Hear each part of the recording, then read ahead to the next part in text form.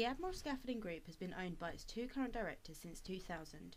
In 2009, when the recession hit, we had two choices. They were either to continue with our current way of doing things or make changes and stand out from our competitors.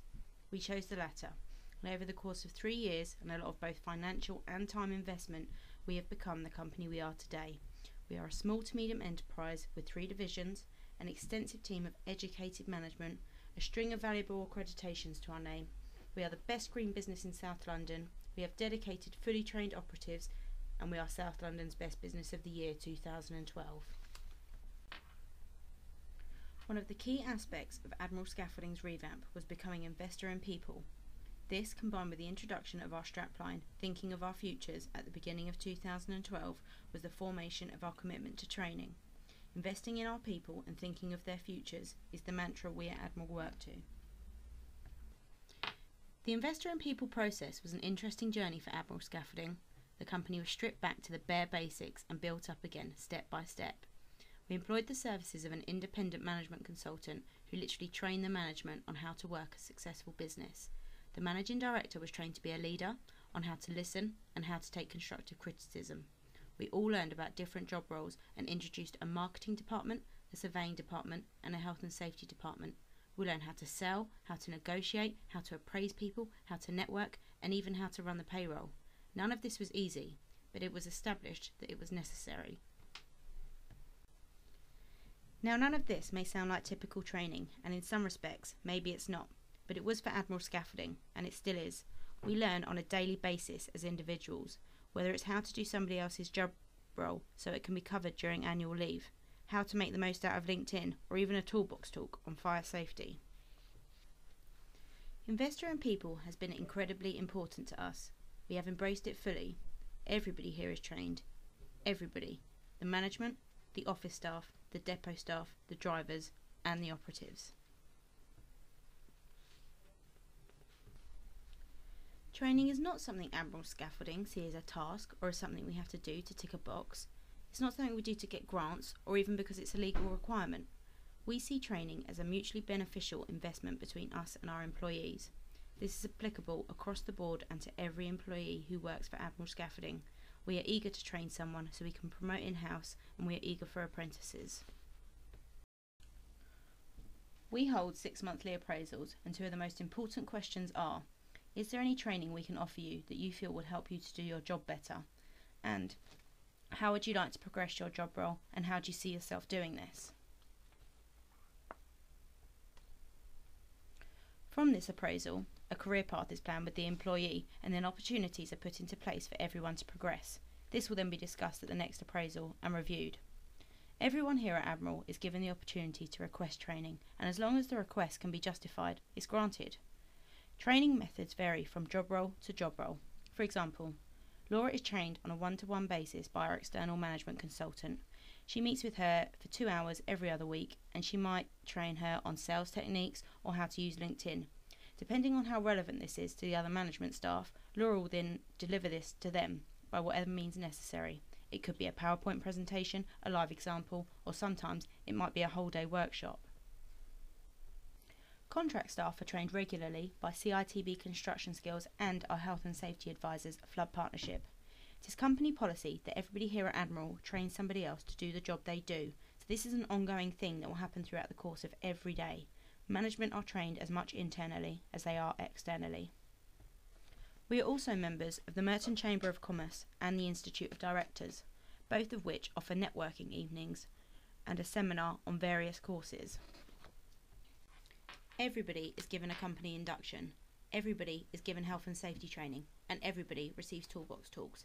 It is stated in the company training policy that everybody receives all of these things. In October 2011, Adrian Withers and Laura Withers started an operative committee. This was initially a meeting between them, the contracts managers, and the site charge hands.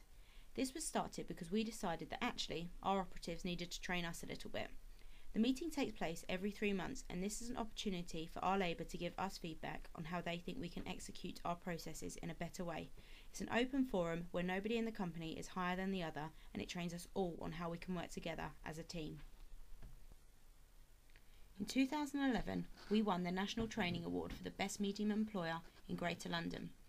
Our entry for this was based on our investor and people journey and the training we received as a company rather than individuals. We were told the judges applaud Admiral Scaffolding for being, without question, a trailblazer in their industry and recognised as an exemplar in their field.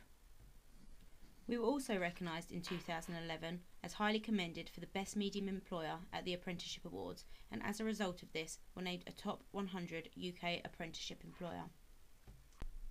This year we were highly commended at the South London Business Awards for the Best Business for Training and Development, and winners for the same category at the Merton Business Awards. We have also had a Platinum Award for our commitment to CSCS for the past 4 years, which we believe is reflected in our accident statistics, which have been zero reportable since 2009.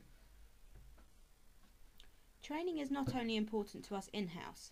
In late 2012, we partnered with the Duke of Edinburgh Award, and this year we'll be investing £20,000 and sponsoring an external individual to achieve their Gold Award. We also work in conjunction with Kingston University, giving undergraduates the opportunity to invent a product for us that will be used during the course of our average working day. We will now talk to you a little bit about our training statistics and achievements over the past few years. As you can see, the percentage of our annual turnover spent on training has continually risen over the past 3 years, going from 1.3% in 2010 to 2.4% in 2012. We anticipate this rising up to 3% in 2013 because of our ongoing pledge to invest in our people. Because we are investing so much money in our training, our staff leaver rate has reduced dramatically over the past 4 years, going from over 27% in 2009 to just 12% in 2012. Our staff are now seeing their potential futures at Admiral Scaffolding. This graph is reflective of our staff leaver rate and shows the amount of in-house promotions Admiral have made each year due to the training made available. This year, 2 site foremen have been promoted to contracts managers and 1 site foreman has been promoted to our in-house scaffold inspector. All of these people have had the appropriate training provided by Admiral Scaffolding, and their promotions have been a result of their appraisals. Not only senior management have been promoted, but operatives too. 4 of our advanced scaffolders have been made charge hands and scaffolders have been promoted to deputies. Keeping track of the amount of time each individual spends on training is a hard thing to quantify, as training happens without you even realising it sometimes. However, our well-maintained training records have allowed us to come up with the following results. This graph shows the time the management allocate to training, both giving and receiving. As you can see, some people spend more than others, but overall a lot of time is dedicated to training. Danielle, who is our junior administrator, is doing an apprenticeship, so spends most of her time in training. Kelvin, our health, safety and environmental manager, is constantly going on health and safety awareness and update courses and then delivers this back in-house. All management are trained on each other's job roles and all receive regular training on company processes such as our in-house bespoke IT system, new policies, etc. We are aware that up until this point we have mainly spoken about the company's attitude towards training and management training stories. We will now be more specific about operative training. I'll give you some brief statistics on our successes and then hand you over to Adrian, our training director, and one of our trainees, Ross. The number of apprentices Admiral have employed have continually risen over the past 4 years. At the end of 2012, we had 24 apprentices at varying stages of their qualification. The number of operatives who successfully complete their qualification under Admiral Scaffolding also rises year on year. In 2012, we were pleased to say that we qualified 19 scaffolders, 11 apprentices and 10 advanced scaffolders. Although these people are now qualified at this stage, this doesn't mean that their training stops. As part of their continued professional development, they then progress to the next possible stage. You can see from this graph that at any level of your career in Admiral, you are always being trained at some point, from the trainees who spend 100% of their time on it, to the supervisors who are receiving training on paperwork but delivering it on site health and safety. The last graph we have to show you is based on the amount of training requests we get per year. As you can see from this, it has only been during 2012 that we have declined any training requests, and this is only because they either weren't appropriate to the job or we found a more suitable option for them.